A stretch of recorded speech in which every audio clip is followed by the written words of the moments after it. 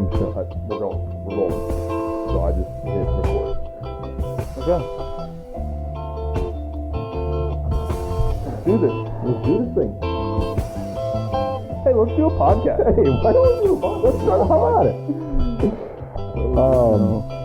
Yeah, all right. 3, 2, 1. Welcome to Roughing the Pod. So my name is Tegan. I'm Tao. We're just two brothers. Basically, the genesis of this podcast is we're two brothers that are basically talking fantasy football all the time and decided why not start a podcast and talk it even more. Yeah, I mean, we're good at this stuff. Yeah, we know what we're talking about. So, welcome. Thank you. Yeah. Today, we are going to be taking a deep dive into my actual Dynasty League. Yeah, we're going to go ahead and call today the Dynasty Deep Dive. Tusla's been in a Dynasty League how many years now? This will be actually year 4. I took over a team that former owner was pretty bad. Yep. But and we've been on an uphill climb. Yeah. Oh yeah. when you took over, the one thing you did have, Yeah. Josh Allen. Yep. And actually, you know what? I'm gonna go ahead and Crack a celebratory brew. I hope that was crispy and A little clear. ASMR. Yeah, so let's get into it. My league, this is year 4. I will say my first rookie draft ever. I took Treylon Burks. Listen, okay. I'm glad that you brought this up because I would like to put it on record. I, for one, was adamantly against taking Treylon Burks. Mm-hmm. And I believe there has to be text message evidence out there in the ether somewhere. Mm-hmm. I told Tesla I saw a video of Treylon Burks running, and I was like, nah, that ain't it. Bro didn't like his gait. I did not like the gate, man. And that was enough for me. That was enough for me at the time. It's funny, little things like that. Yeah, I mean, really, that was it, too. I get it. But... That's... You know, he's no longer on my roster. Right. He's no longer on a roster, probably. I actually don't even know. Yeah, I don't know either. But he did get cut, I'm pretty sure, from the Titans. I'm fairly certain. So, you know what? I'm going to go ahead and... But if that's wrong, go ahead and cut that out. Yeah. Oh, yeah. Also, quick shout out to kind of the man behind the curtain. We're not a duo. We are actually a trio. Mm-hmm. We have a little brother, Taveti. Taveti, you are just as much a part of this podcast. Yeah, this is your podcast too, bro. Okay. But yeah, he's kind of the man behind the curtain. He knows all about editing software and, film and audio and yada, yada, yada. So he's kind of our secret weapon. Mm-hmm. Yep. He's just not an on-camera personality. And ironically enough, he's not even a fantasy football player. No. Yet. We'll get him into it. Should we just start out? How have you been? Yeah, good. Yeah, Get a little intro. What's up this week? Friday Night Lights. Some Friday Night Lights. Just happened, so I'm a high school football coach. I coach defensive line at Rocky Mountain High School. There is nothing like Friday Night Lights. Had our first game. The energy. Friday, don't know I when would this is going to say come out, but a few days ago.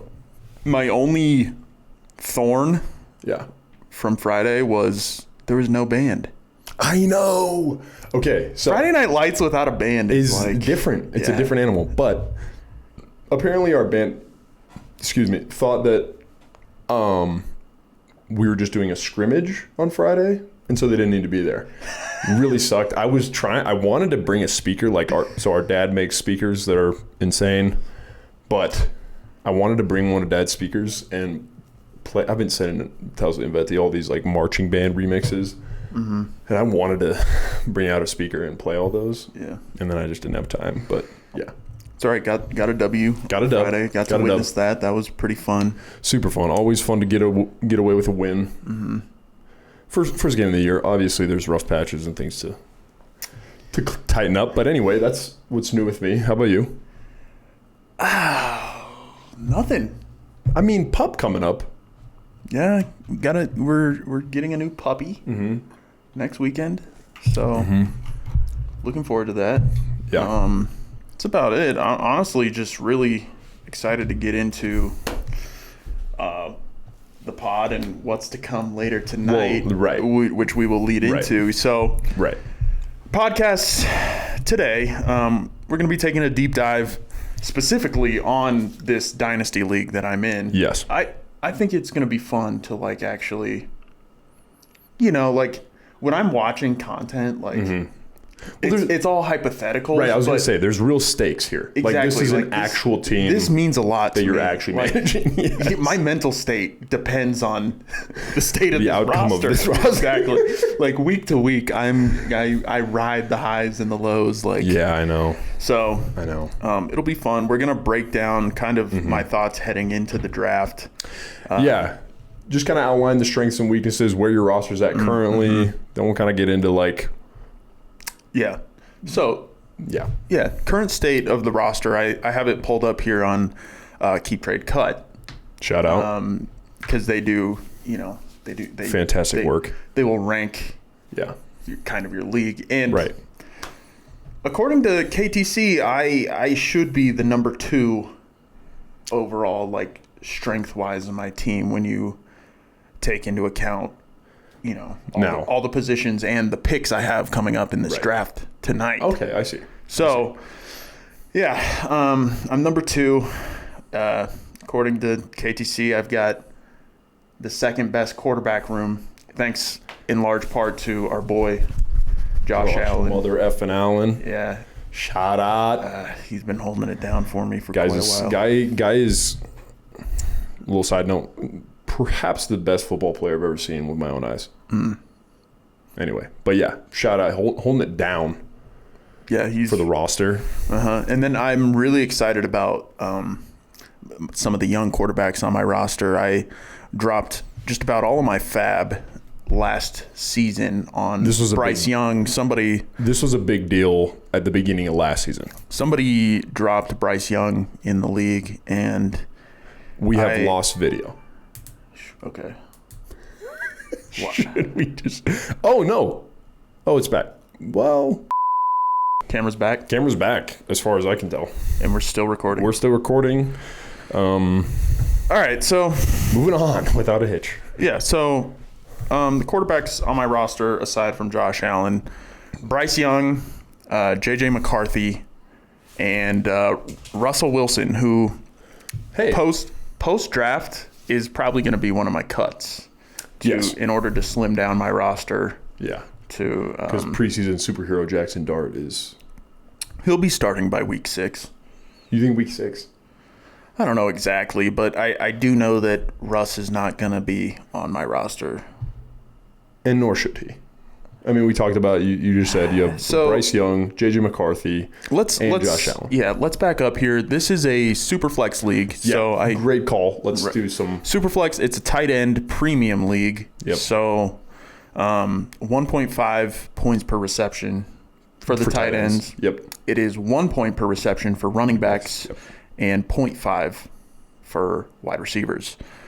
So tight ends, obviously, if you get like the cream of the crop, like I did, last year. So to touch more on the roster, tight end is also a strength. So quarterback, obviously, a strength with Josh, Bryce, JJ has some good options there. Not really a room that needs help. Tight end also a really strong point for you. Yes, but yeah, super flex wise, like I feel really good heading into the season with J.J. McCarthy and Bryce Young. I think, KOC is, regardless of what you think about J.J. McCarthy himself as a prospect coming out of Michigan, who is somebody that I really liked. You did really like him. Anyway. I was less sold. Mm-hmm. Yeah. But I think that he should be able to put up some QB2. I mean, absolutely. Performances throughout the year. We strictly based off of Sam Darnold's career revival last year. I mean, KOC had Josh Dobbs, Pasternaut. He had Nick Mullins playing well. Yep. I don't see a world where J.J. McCarthy is a complete bust this year. Yeah. I'm looking forward to just riding that wave a little bit. And then I also have Bryce Young, who I'm Young and upside. Yeah, I mean, I think that he started to put it together last year. Yep. And it looked really bad at the beginning, and I was really questioning why I dropped all that fab on him.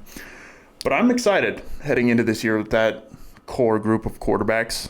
Yeah, I think, like, we'll probably do an episode later about some of the stuff. But, like, I actually think Carolina is poised to be really good this year offensively. And I think owning the quarterback in that system is going to be pretty sick this year.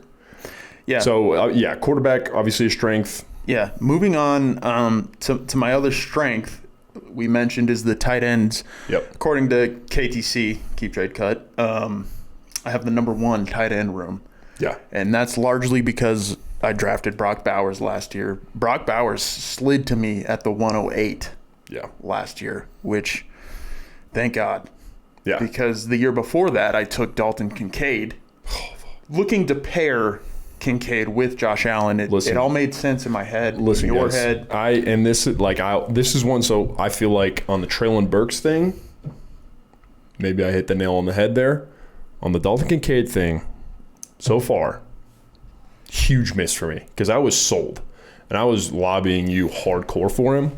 And the reason was first round tight end, first round capital, receiving talent to warrant a first round pick, entering a perennially top 10 offense, top 5 offense with arguably the best quarterback in football. That recipe to me was like... Yeah, and a tight end premium league, like... That too, on top of that. And looking back, I don't know. It's like, should I have drafted Zay Flowers? Like, maybe. Yeah, but then again, it's like... Is that even that much better? Because I still have belief in Kincaid this year. I think he was banged up last year. He showed promise his rookie year. I think that this is the year. This is like we need to see something this year. This is the year. Like if he doesn't show something, if he's not one of the guys in that offense this year, then he's kind of a dead asset. And it does, I'll say I'm hopeful, but there is the worry that last year that offense ran through Khalil Shakir. Well, and they spread the ball around. Yeah, but a lot of the production that Dalton Kincaid should have had went to Khalil Shakir. Mm-hmm. And that's something where it's like... Yeah, and now it's a little weird in that receiving room. They added Josh Palmer. I don't know what his role is going to be. I don't know how far along Keon Coleman is. I think I'm high on Keon Coleman. I know you definitely are. Yeah. So, I've got Kincaid. I've got Bowers. Bowers is obviously going to be locked into that starting tight end spot for most of the year. I also am really excited about Evan Ingram. I was just going to say. As 2 Broncos fans, as the hats would suggest, Evan Ingram is somebody that I'm looking forward to seeing, and I think that he could have a pretty big role for us. I'm psyched about Evan Ingram. I think Evan Ingram is going to be really, really good this year. Like, the age is a little bit of a concern. Can he stay healthy? Also a little bit of a concern. But I think, like, as far as the offense, kind of going off of that Carolina piece where I was talking about, I think that's going to be a really good offense, and you want to own pieces on that. I think Denver's the exact same way. And we know Cortland Sutton is going to be the one for sure in the receiving game. But outside of that, like, it's kind of up in the air. Like, is Troy Franklin going to come along? Is Pat Bryant that guy? Marvin Mims looked... Well, like I just saw something. I just saw a TikTok that was talking about Marvin Mims was kind of the engine of the Broncos offense for the last however many weeks. Like, he scored like 6 touchdowns in the last 7 weeks of the year. Once they got him involved, that offense really started clicking. So, like, but I do see a world where Ingram could be the number 2 target earner. Absolutely. Especially with Sean Payton scheming him up. Like, that's going to be sick. So, tight end wise, looking pretty good. I also have stashed Ben Sinnott on the roster. who I'm a little worried because Zach Ertz sticks around. I mean, at the end of last year when they extended Zach Ertz, that was kind of a blow to Sanat truthers like myself. And they, who is it? Bates. Bates is a great blocking tight end. So I don't know how much Sanat sees the field. He could be a cut for me. I would like to hold on to him if possible. That's a scary one. Just because, second round capital last year, tied to Jaden Daniels. On a great offense. Yeah. So we'll see there, but feeling pretty good about the tight ends, mostly because if you have Brock Bowers, you got to feel good. Yeah. You're in a great spot. That's my fucking guy. Bleep that, Tibeti. Bleep that. Are we allowed to cuss? I don't know. This is our podcast. I don't know. I mean, yeah. But I'm also like... It's also like we're employed. Yeah, I'm in public education. And I'm a coach, and I work at a bank. Not that I have the cleanest mouth, but, Yeah. Anyway, so yeah, those are the two strengths on my roster, I would say, quarterback and tight end. Yep. The other thing I'm ranked number 1 in, according to KTC, is the draft picks. Yep. That I possess currently. Yeah. Well, heading it, I kind of tanked last year. Yep. Puka Nacua was hurt. So Puka's your best receiver. Mm-hmm. Puka was hurt. You were trying to and I'll get into my receivers and running backs. But I was kind of. Well, and then you kind of enter the Ashton Genty sweepstakes, and you're trying to compete for the number 1 pick because you want to win the toilet bowl and get that. But the way this league is set up is if you don't make the playoffs, you're in the running for the toilet bowl. If you win the toilet bowl, you get the number 1 pick.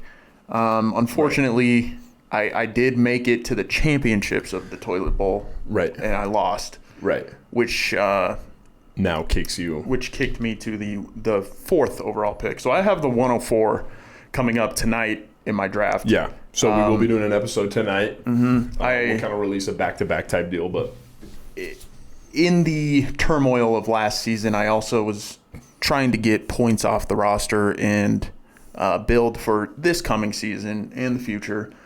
I had picked up Chase Brown off waivers 2 years ago when somebody dropped him. Because he was another guy I really believed in, and I traded him for the 109 in this draft, which... In hindsight is, considering the buzz around Chase Brown right now, is a little tough. Truth be told. Maybe. I think so. It depends. It depends especially considering running back is also an area that you need to get better. Yeah, my thought process... That puts it at a little bit of a... My thought process was running back for me is the last piece of the puzzle when it comes to building out a dynasty roster. Just because shelf life is much shorter than other positions. Definitely. So, it felt like a decent move, especially because Chase Brown is he's already 24, 25. Something like that, yeah. I get it. And I'm not saying it's a bad move. I think he's going to be so he's 25. He has the potential to be a top 6 running back. Yeah. So that's a little tough to say goodbye to, especially considering the uncertainty of a 109 draft pick. Right. But I think there's gonna be good players available. There's gonna be a great at player at 109. Yeah, and I think we've done our research. Yep. And we'll talk about it, but I don't think it was a bad move. I don't think it was a good move. It was just kind of indifferent. Yeah, and I think, and this leads me into my running backs. According to KTC, I have the 9th best running back room, and that is 9 out of 10 for those of you wondering. But we all have our weaknesses. Right. My best running back at the moment, let me look. It's Isaiah Pacheco. That is tough. Yeah, that's tough. And that hurts. I think he'll be fine this year. He's gonna be. It's just an ugly, We'll see. It's an Pacheco. I ugly have Zach RB1. Charbonnet, Audric Estime, Marshawn Lloyd. Those are 2 potential cuts. Shout out NFLSC, Audric Estime, if you know, you know. And then For you addicts out there that also end up falling onto this channel, you get it. I've got Javonte Williams, who I think is maybe the guy to Dallas own in is the RB1. Dallas backfield. Dallas RB1. For now. And then Rashad White, who... So we have a lineup of backups and over-the-hill guys.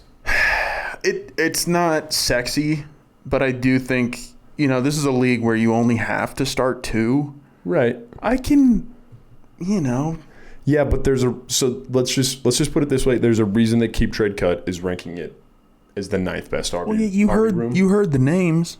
That's what I'm saying. That's all I'm They're saying, not brother. good. If Isaiah Pacheco is leading the back, Javonte Williams potentially being your leading scorer out of that backfield is a tough look. Unless he's really good 3 years post ACL. Yeah, and you know what? Maybe. You hold on to that dream. My brother. running backs are not looking great, but I'm okay with that as a dynasty manager just because, like I said, that's the Final last piece of the puzzle. piece. Yeah. Well, and you have other areas that are kind of keeping afloat that squad. Like when you have Josh Allen, who is perennially one of the best assets in fantasy football, especially Superflex. Like, Yeah. you can get away with that a little bit. I have Josh Allen. I'm confident in my quarterback 2, whoever I decide to start week to week.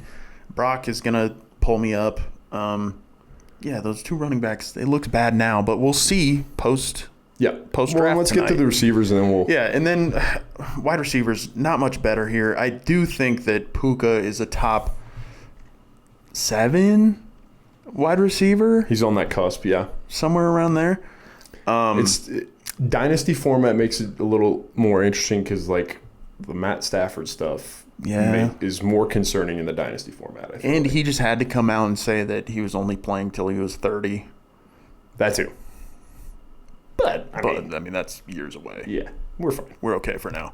Wide receiver-wise, KTC has me ranked 8th out of 10. Yeah. So running back and wide receiver are the 2 big needs. I'll go through my wide receivers real quick here. It's Give us the names. obviously Puka Nakua's my wide receiver 1. I've got Ricky Pearsall, who I'm really excited about this year. Somehow fell to me in the 3rd round of my rookie draft last year. Yep. And as a first-round talent in the actual NFL draft, it's kind of insane value for me to Agreed. get him in the 3rd. Especially in a good offense. But continue. Got Jaden Reed, who was last seen in a walking boot. Not a good look. Yeah. Also brought in a first-round receiver this year. Yeah. Yep. But I like Jaden Reed as a talent, whether or not he's utilized or, Let's just get to the other. Okay. Moving on. So then we got Calvin Ridley, who's getting old, but I think he's gonna have a good year this year. I'm higher see. than most on Calvin Ridley.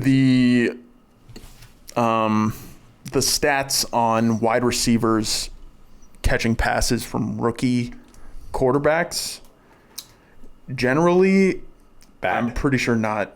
Yeah. Cam Ward, though. It's not great, and I know Cam Ward, though, is not know. your average rookie. I know you love Cam Ward, and who doesn't? I mean, The guy's a stud. we all like Cam Ward, Guy's a stud. but I'm not over the moon about Calvin this year. No, Maybe and nor should you be. But I'm the just rest of saying, his like, career. I think there's optimism for him moving forward. Aside from that, it's bleak out here because then I just have Amari Cooper, who is teamless. Former Buffalo Bill Amari Cooper. Man, 2 years ago he was awesome, but Yeah, I I remember. I don't know if he's gonna play football. Remember when the Raiders had Amari Cooper, Derek Carr, and Khalil Mack, and that was such a fun Raiders team. Yeah, I'm not that I'm giving them any credit or anything. don't let the boy Aaron. I know. Hear you saying Aaron, that. if you're listening, no, yeah, they're not that good. we hate you Um, and the The only other wide receiver donkeys. on the roster is Jalen McMillan, who's another guy who I really freaking like. Yeah, and then they go and draft the next GOAT. Yeah, Emeka expletives. Egbuka. It's about to beep that. Yeah, if you wouldn't mind. Emeka Egbuka is the next coming. Jalen McMillan, it just sucks. It sucks that Well, it's one of those where in order for him to be valuable, Chris Evans is gonna have to fall off a cliff. Mike Evans. Sorry, Chris Godwin and Mike Evans. Yeah, you just said Chris Evans. Yeah, I just two birds, one stone. Captain America. Is that Shut up. Is that the actor? Yeah. Okay. Shout out Captain America. But yeah, like those two guys are gonna have to fall off a cliff, and I kind of think that Chris Godwin might, like the injuries, he's getting older. You drafted essentially a first round replacement for him. Yeah, He could be on his way out, and then Mike Evans is Mr. 1000, obviously, but like he's been doing it at this point for a decade, and yeah. how much longer is that gonna? The Bucs wide receiver room is fantastic, but it's Yeah. aging. Yep, but shout out Tez Johnson. Hell of a performance last night in the preseason. He had like 5 for 80 and a tud. But anyway, the point remains that Jalen McMillan. He's on IR. He's on IR till supposedly week 9 is what I'm hearing, which essentially means he sprained the shit out of his neck. Holy shit, dude! Yeah, I didn't know it was week 9. Yeah, he's in the Batman Begins fucking suit. he can't turn his. That's messed up. Anyway. Yeah, that's a bummer. So wide receivers, definitely a position that I'm planning on addressing tonight. Right, for sure. There's some fun names that I'm excited about. So let's get to the picks that you have. We already talked about you have the 104 and the 109. You also have the 203 and the 204. And then third and fourth round dart picks. Throws. Yeah. We'll see what happens there. Crazy. League mates rosters. The guys ahead of you, like obviously Ashton Genty is going to be the 101. You don't need us to tell you that guy is. Yeah, let me hop into my draft room real quick. Yeah. So, Ashton Genty, just to touch on it real quick, we're both over the moon on him, as is everybody else in the fantasy space, and as they should be. The guy is unbelievable.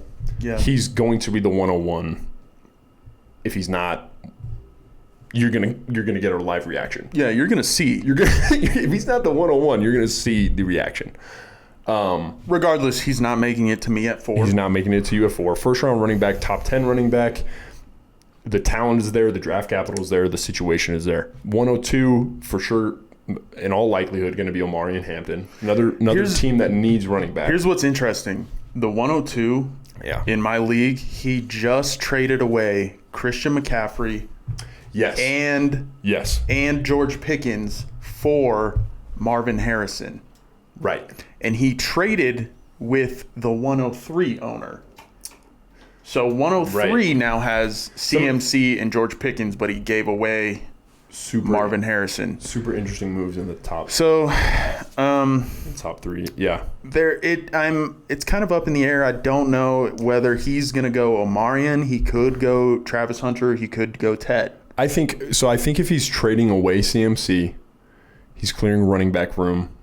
He gets a premier asset back in Marvin Harrison, whether you agree with that or not. Neither here nor there. I think in all likelihood he probably goes Omari and Hampton too. Yeah, that just is, I guess, probably the right pick, right? Like he's a first round running back, a premier talent in a run heavy offense. Like it's all there. Yeah. Let's go ahead and proceed, assuming that the 101 and the 102 are both Ashton and Omarion, because that's pretty status quo. Now, where it gets interesting and where I get really sad is 103 desperately needs running back help, and he got some in CMC. Right. But he needs more. I mean, Jalen Wright He's got Dalvin Cook on this roster. Oh my god. Devin Singletary, Miles Sanders, Cam Akers, Tyler Algier. Holy moly. Yeah, it's bleak as hell. So what really makes me sad. So he has CMC, and then his next best back is who? His next best back is Tyler Algier, I guess. So this is where I'm really upset because my favorite player in this draft is Travion Henderson. Mm-hmm. I've been screaming from the rooftops that he's got the juice.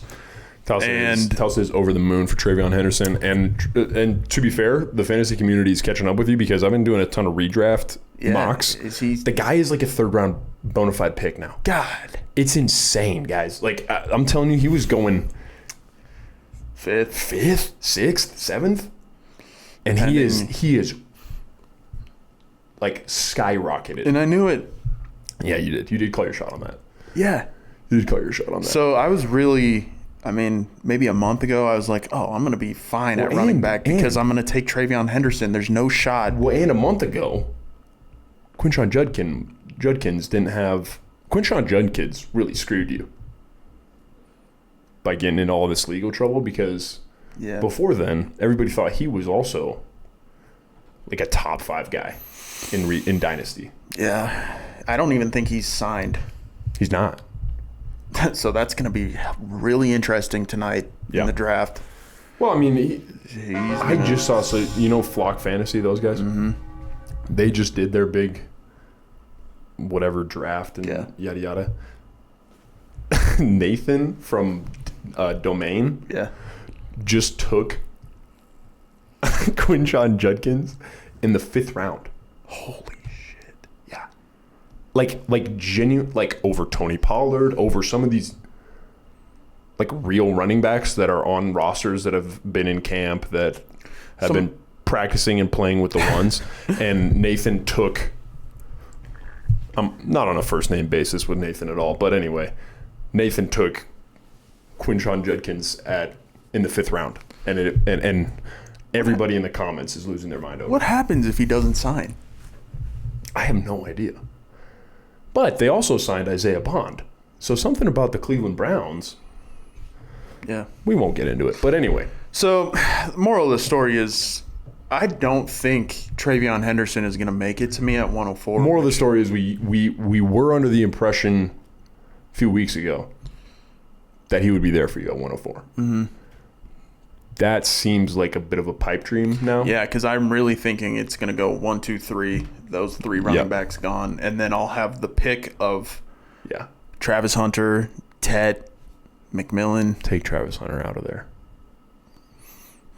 Yeah. So that's unfortunate. Right.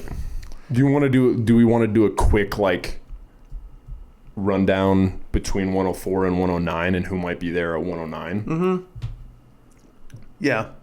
So essentially, 104. If we're taking those 3 running backs out of the picture, like I said, Travis Hunter, Tet McMillan, Cam Ward.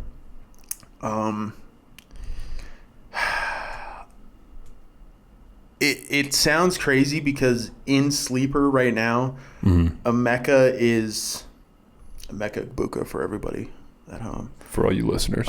He's all the way down like the 12th guy here. No. Which I don't think he's going to last. Not at all. Like if I were to take Tet with the 104 and expect to be able to get Emeka Egbuka at the 109, I think that's You are gambling big time there, my friend. Listen, guys, I want to go on record now, and you would go on record saying the same thing. I would take Emeka Egbuka with the 104. I am that in on Emeka Egbuka. And I want to make it clear, too, I was in on Emeka before the draft. I know. Before he even went to Tampa, I was watching tape of Emeka Egbuka. We were big Broncos guys. I wanted Denver to take him at the 20. Yeah. At the 20th pick. I was like, this guy is... And like... Right. Like, okay. I either wanted us to take Travion Henderson or Emeka Egbuka. Yeah.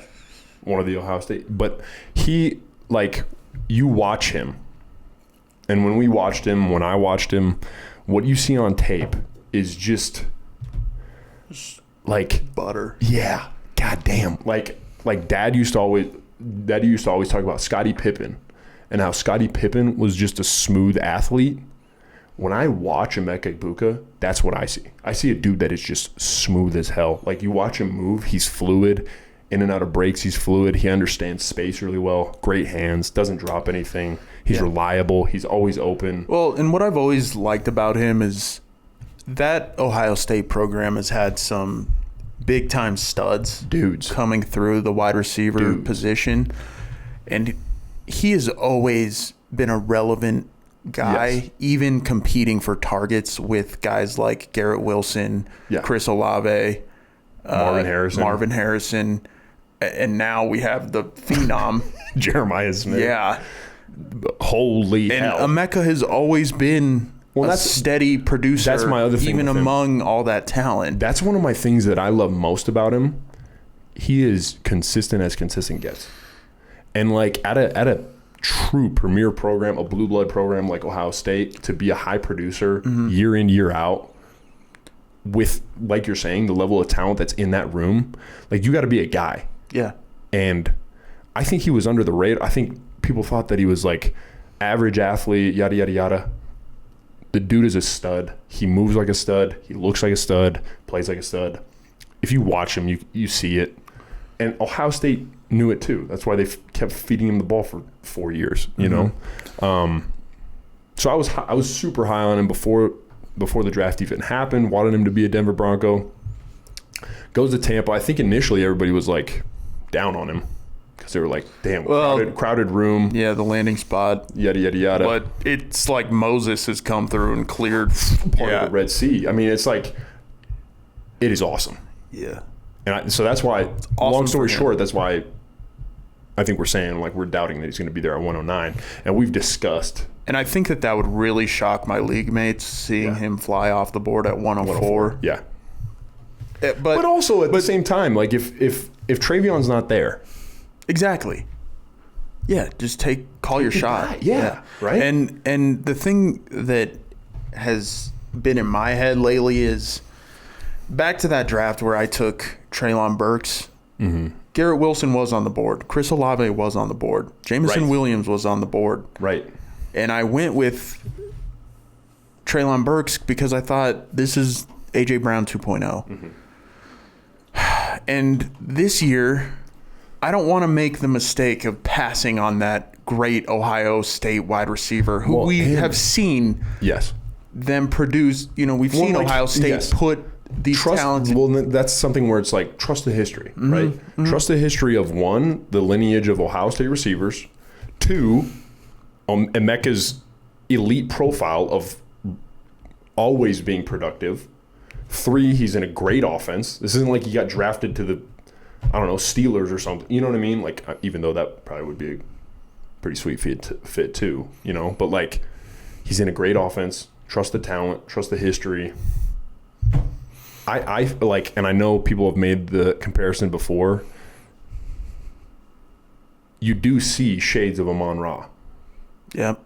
Like, that's really what it looks like when you watch him. Like, also, both Adidas guys. But there's a little shout out for my equipment people there. They wear the same cleats. But smooth mover. I saw Baker talking about how he's similar to Amon-Ra. All the camp, in the Bucs organization, all have the talked camp about, reports are glowing. Yeah, I mean, there's talk that he is the one. Yeah, well, I really believe that. Like, I really believe that. We'll see. The thing that makes me even higher on him, the dude throwing him the ball is talking about him this way. That to me is more important than anything else. Like, Baker's in on him. He's going to get targets. The thing that makes it hard is taking him at the 104 means that I'm passing on Tet McMillan, who, we're Polynesian guys. For sure. Also, Jordan Brand athlete, if you didn't know. And Tet is a guy that has dominated college football since he stepped foot on the field. And like we're saying, like, so here's 5-star. Well, and here's the case for Tet, right? So we've made the case. One, we made the case that we don't think that you're going to be able to get Travion, right? Mm-hmm. Two, we've made the case for Emeka and why wouldn't be opposed to taking a reach on him. Mm-hmm. Reach. The case for Tet really is, like you're saying, has always been productive, early breakout age. I know you love that. Like I was saying earlier, I think Carolina is going to be a really good offense, coupled with the fact that you have Bryce Young. Right. So that you could stack that. That stack. Which would be pretty sick. That could be week winning type stuff. Yes. If sure. they get it figured out. That one's a real tough toss-up for me.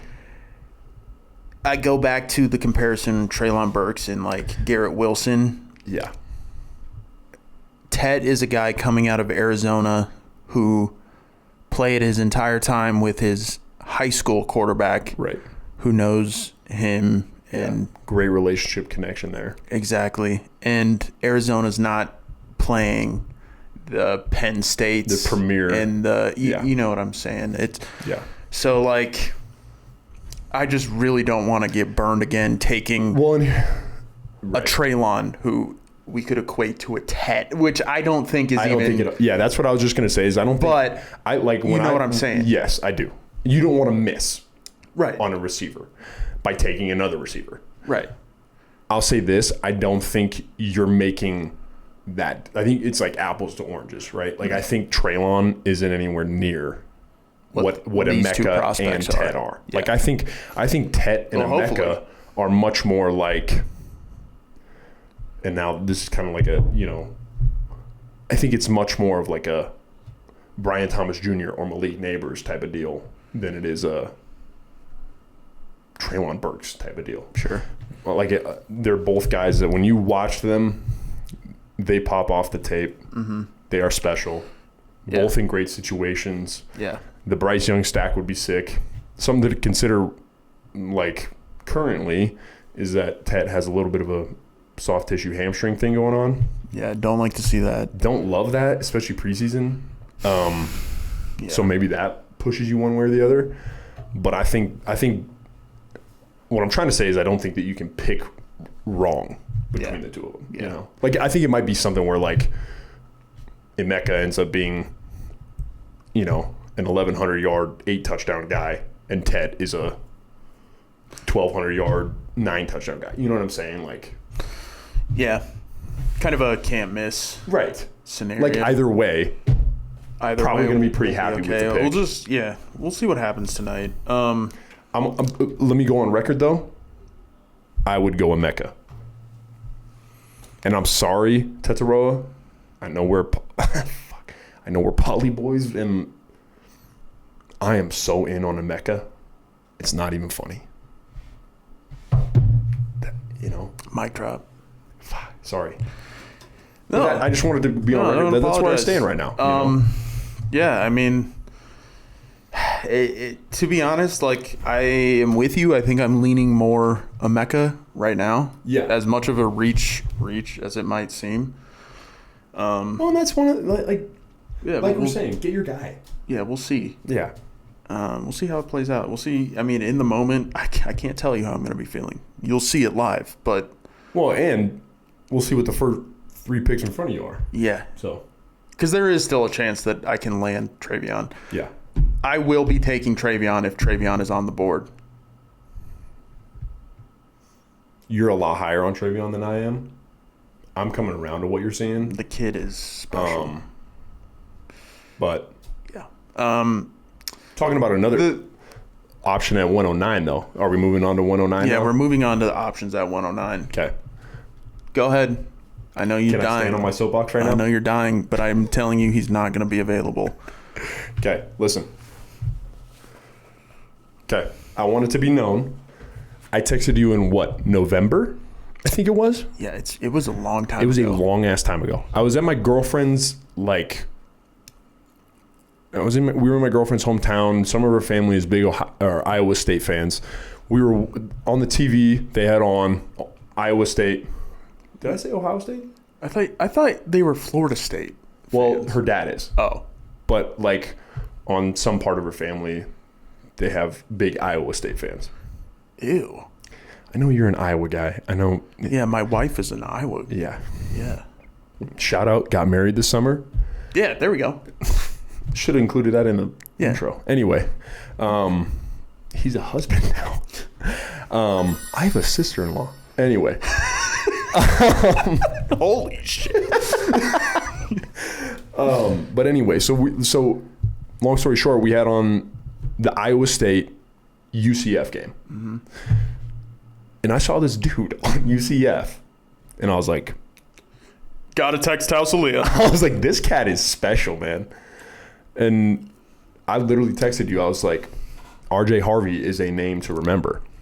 And so literally that whole offseason, the end of that season, whole offseason, I watched a ton of games of him, fell even more in love. RJ Harvey was like my dude going into that draft.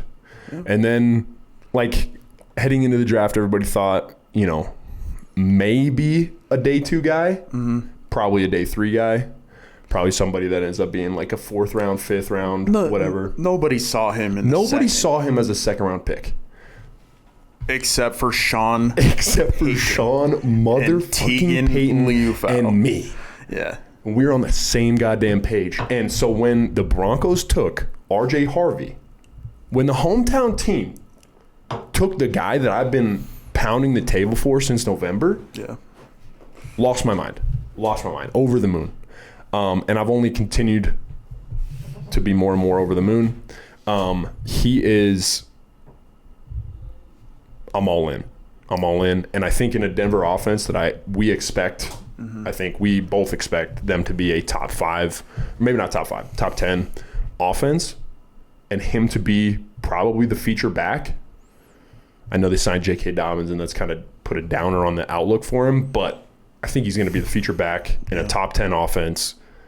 No, listen, if he's there at 109, I have no issues pulling the trigger because I like him over Caleb Johnson. Yep. I mean, obviously I love Colston Loveland, but I don't really want to take another tight end. Yeah. You know?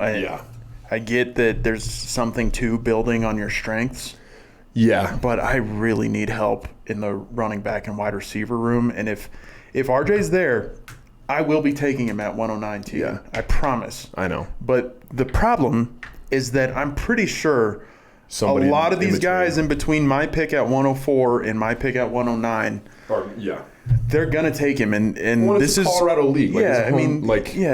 Like last year, somebody took Bo Nix with like the 104 or 105, which was way higher than so much. He was a second round dude, and it's because we got a lot of Broncos fans in this league.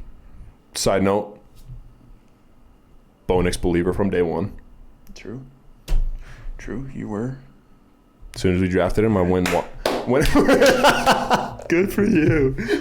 Okay, well, you gotta remember this is a time when everybody and their mother was like, "We just fucking drafted Bo Nix? Are you fucking kidding?" You're right. Sean Payton, I trust you. So yeah, I mean, I'm expecting RJ Harvey to be gone. Right. Like, I would be very shocked if he's not gone. Yeah. And then that leaves me at the 109 with a choice potentially between, like, Quinshon Judkins, Tyler Warren, Colston Loveland, Caleb Johnson. That's so tough. Matthew Golden, maybe.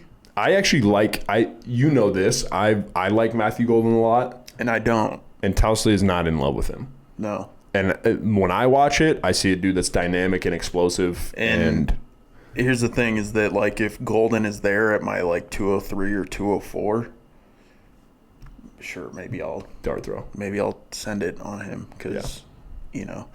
But that's kind of what's gonna be there. That's kind of an ugly grouping. It is not. It is not great. It's kind of an ugly group. Yeah. Because really, probably your best options are Colston Loveland or Tyler Warren. I agree with that. especially tight end premium. Yeah, totally. I would honestly, I know you don't like it, but I would probably go Colson Loveland simply because he's a top 10 pick in a Ben Johnson offense on an offense that I think is going to be good. Ooh, yeah. You know what I mean? Yeah. And that rookie performance. You got everybody going. I mean, are you feeling some type of way? What did he hit one of these? Yeah, he something like that. White boy got a little sauce to him. God forbid a white boy catch a vibe. Colston. Chill. Jeez. Oh, God, I am blushing. Yeah. Gentlemen, if your girlfriend has not seen that clip, don't show her. No. Don't. Or do. Maybe she'll want to watch some football. True. I'm a fan. So yeah, 109. I don't know which is now. Let's get to this portion. Hit me. Just today, Yes. I get hit up Love this. by a league mate. The defending champ, yes? No, he lost last year. Yeah, I know. Finally, Guys, the guy's roster is stupid. it's stupid. He's stupid. He's offering me AJ Brown for my 109 and Calvin Ridley. Yeah. Am I stupid, or should I? I mean, No, so you give your take on this. okay. I love AJ Brown. Like gut reaction. Here's my thing. It would be sweet to roll out AJ Brown and Puka Nacua every Sunday, and just know that I have at least two wide receivers Studs. who I am pretty sure I can count on week to week. The problem is that this whole thing I've got going on right now, like I've been on the rebuild, and I'm trying to acquire youth, and you see it in the amount of picks I have heading into tonight. Totally. I'm trying to acquire youth in, you know what I mean? Yeah. AJ Brown doesn't fit that mold. AJ Brown is 28, and I think that he's got like 3 or 4 years where he's still going to be good. An elite, yeah.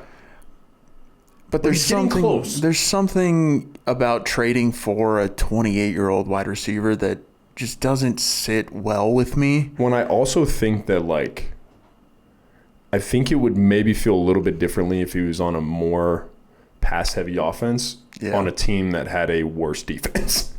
Yeah, I mean? yeah, very true. Like, I think the situation he's in, he's an outstanding, like, real life football receiver, and obviously he's still a great fantasy asset. Mm-hmm. But I'm with you on, like, I just don't think he's fitting what you're looking for. And I think, like, when you consider the age and the fact that he's on a run dominant offense with a great defense, his opportunities are going to be limited. Mm-hmm. And he's getting older. He's got a little bit of a hamstring thing right now. Yeah. Like, I just, like, for some reason that doesn't excite me. You know what I mean? So I'm kind of in the same boat as you. I get that. And the only thing that is giving me pause where I'm like, do I make this deal? Is we just discussed the options at 109. Yeah, totally. But I also I kind of think the sneaky part of that deal is him getting Calvin Ridley from you. And it's funny because I took Calvin Ridley from him like 3 years ago. Right. Yes, I remember that deal. But I'm just saying. Oh, and you know what? He just texted me time's ticking. This asshole. Send me Drake London, pussy, or else. Sorry. Censor that, Bethy, please. Should I tell him Drake London, Ladd McConkey, or Brian Thomas Jr.? Yes. Would you take any of those? Yes. 100%.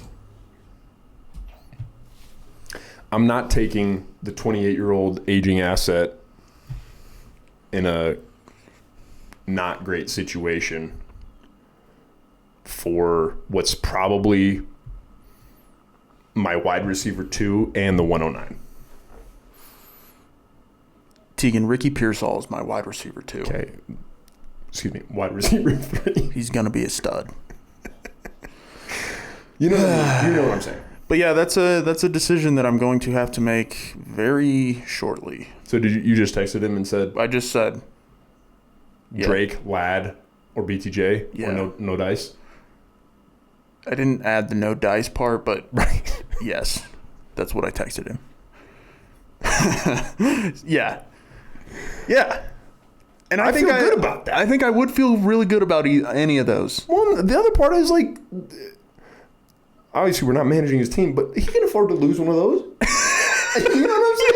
He's like AJ Brown, Vlad, Drake, and BTJ. Yeah, and then it will give him the headache of figuring out Screw 109. you, man. Yeah.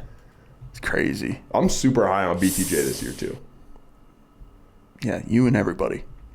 I know, I'm just saying.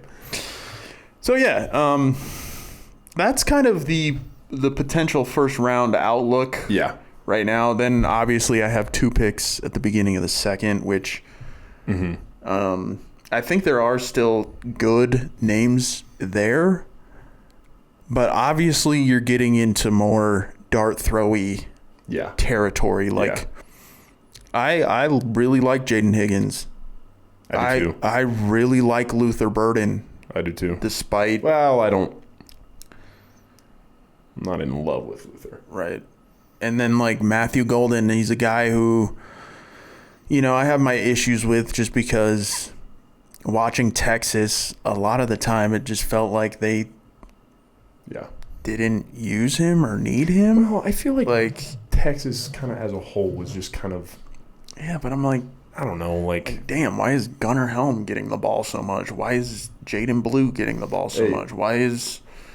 You know what I mean? Yeah, I know what you're saying. I just think... Why am I not seeing Matthew Golden until the playoffs? I get it, but I also just think you're overvaluing why is his yards per route run so low? And why... God, this fucking guy in yards per route run. I'm just looking at it like... I know. Through a lens that isn't like... rose-colored. Nailed that. I just want to tell you, you stuck that landing, my friend. I'm a genius. Thank God you're in front of a mic right now. I deserve this. Yeah, I mean, but that's a guy that maybe I... Here's my 5-second spiel on Matthew Golden. He's a first-round pick. First-round pick in a Matt LaFleur offense that's going to be damn good. Yeah. He's also, I've seen reports out of camp that he looks on great. The field in 2 receiver sets. Yeah. That's huge. That's more than can be said for your guy, Jaden Reed. So, I'm just saying. You're right. You're right about that. First round pick, Green Bay's first round wide receiver since the fucking dawn of time. And Matt LaFleur is a goddamn genius. Yeah. Offensively. Well, okay. I mean, he turned Malik Willis into a winning quarterback. That's impressive.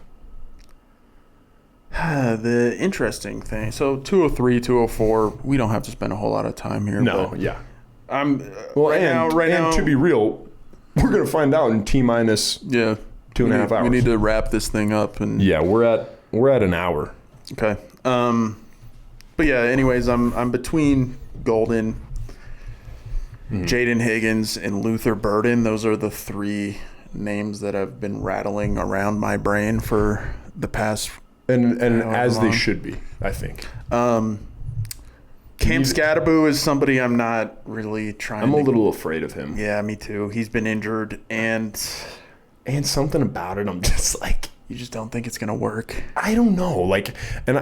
Everybody loves him. Like, obviously, we watch the NFL SC guys, and they love Cam Scattaboo, and a ton of people love Cam Scattaboo. I'm just not, there on him. I told you and Aaron, I'm kind of feeling like he might be one of those guys that's like a college football legend, but never amounts to anything in the NFL. The only other... I also think Tyrone Tracy is a pretty damn good running back.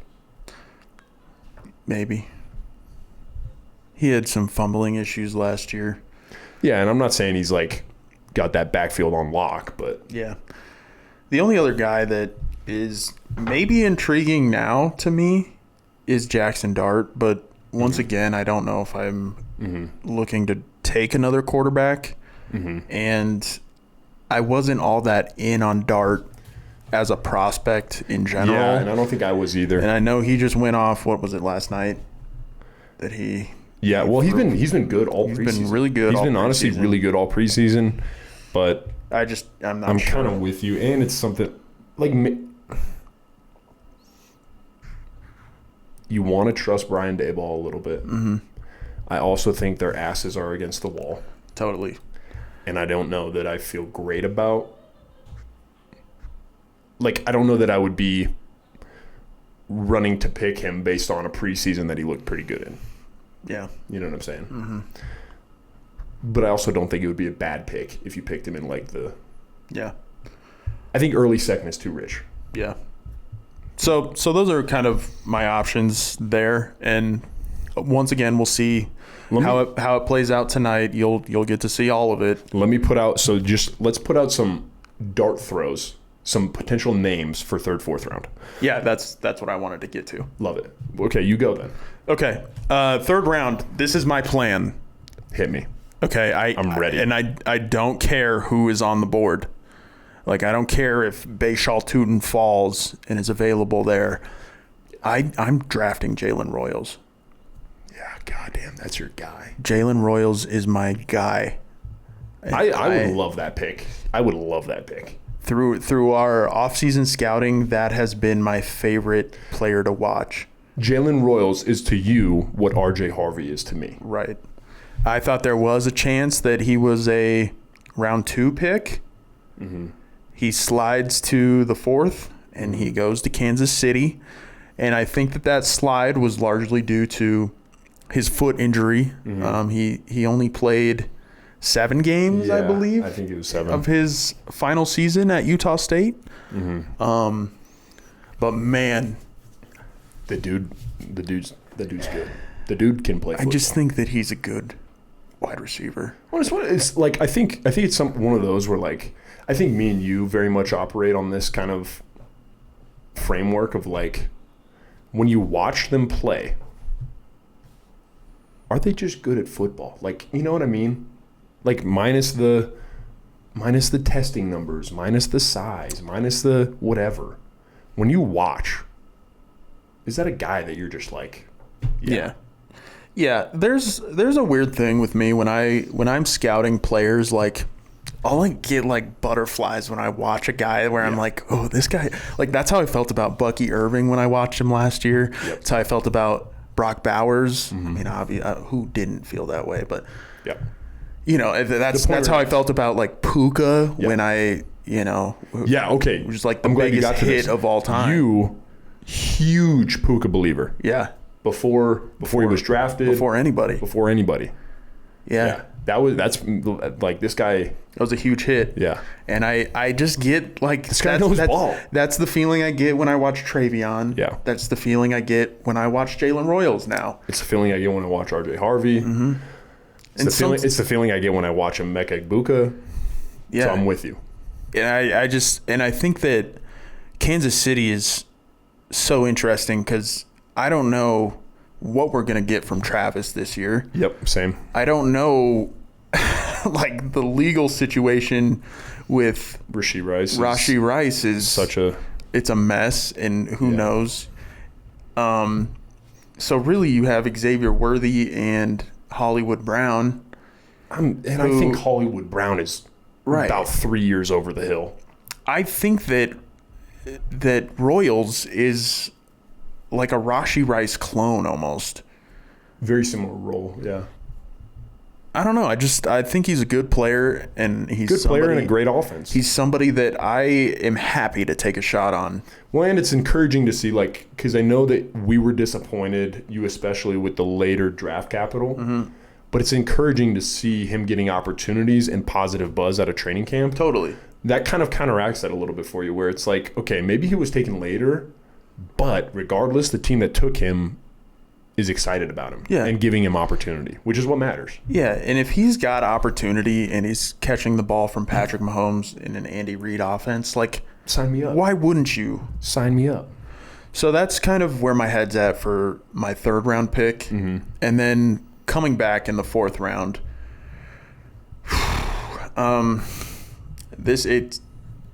it gets really bleak, and you can argue for a lot of these like sleeper guys. I'm not even going to touch on Bill, on Krosky Merritt, because I think he's going to be gone. For sure. But is Bill Krosky Merritt going to shoot up into like the 1st or 2nd round? No. If he does, I'm going to have some words. You're going to be shit talking all of it. Yeah. No, and I don't know if this is a surprise to anybody, but I think Ollie Gordon might be my 4th round flyer. I need running back. Yeah. And with the Achane news, Okay. and I don't believe in Jalen Wright the way that it seems like a lot of other fantasy guys or did. I don't know. I agree. Honestly. And I think Ollie Gordon and heading into last season also has another soft tissue injury, hamstring injury going into the year. Exactly. That's what I'm saying. The dude can't stay healthy. I think Ollie Gordon brings a physicality that Miami desperately needs. And he was like the best running back in the country 2 years ago. Yeah, he was like a 96 overall in college football 25. Yeah. Exactly. Aaron hopped on college football 25 and was like, scattered it out. This guy's solid. Yeah. So yeah, that's kind of where I'm at. I also, of course, I like Torrey Horton. Yeah, I was gonna say. Okay, I'm gonna throw some names out. Let's get it real quick. Let me just throw out a few. We'll wrap this up. I'm gonna throw out a few like 3rd, 4th round names. I'm also like, just fair warning, I'm not super familiar with like Dynasty ADP, rookie ADP. Yeah. But here's a few. Pat Bryant. I have a feeling he'll be gone. Like I said, Homer League. I think he'll be a 3rd rounder. League. He could be a 2nd rounder. Homer League, he could be on, but I'm in on Pat Bryant. Mm-hmm. I love Pat Bryant. That's completely fair. Like you said, Torrey Horton, love Torrey Horton. My girlfriend loves Torrey Horton. CSU guy. He ran a blazing 40 coming off of an ACL, and he's another guy. He's another guy that like. He's one when you watch. He's smooth as hell. Mm-hmm. He is smooth as hell. He's got great hands. Maybe you aren't ready for this one. Woody Marks. That's a guy that I might be willing to take a shot on just because I've mocked Joe Mixon situation, what the hell's going on there? Nick Chubb definitely ain't getting fucking, well, he might, but like that dude is over the hill. Sorry, love you, Nick Chubb. Woody Marks might be Houston's like he's a guy I've mocked. And he's a pass catching back. Connected to a good quarterback. Should be an improved offense. Yeah. Seems like opportunity could be there, you know? Yeah, you're looking for opportunity. Totally. And upside. Totally. And, in a 1 point per reception league for running backs, like exactly. Marks is. But exactly. My issue and he's had a solid preseason. Yeah. The other thing about him though is just, again, age. I think he's 24. Yeah. And I can see that, but I'm just and like, again, if like his only role is the pass catching guy. Yeah, but I don't know if it will be. Yeah. It's my thing. Yeah. And my thing is he could be worth a 4th round dart throw where it's like seems like opportunity is opening up for him. Not a super competitive backfield. And he's like 4th round pick isn't crazy, but it's something, you know? And then like 2 guys that I'll just throw up at the very end. Oronde Gadsden. Terrence Ferguson is probably going to be gone. But 2 tight ends that I think could be.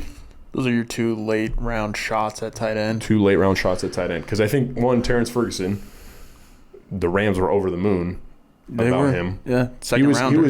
He was pretty much their 1st round pick because they traded away their 1st. So that's a guy. And I want any part of the Sean McVay offense. And then Oronde Gadsden, I just kind of think he's going to be good. He's had a good preseason last game. Yeah. I don't see a ton of competition at tight end there. He could be a viable tight end. Yeah. Yeah, those are good names to bring up for sure. Guys that I just think have. I'll tell you, I won't be drafting them, and I'm sorry. No, and I'm not blaming. My feelings are. But it's like if I'm holding on to Ben Sinnott and then I'm drafting.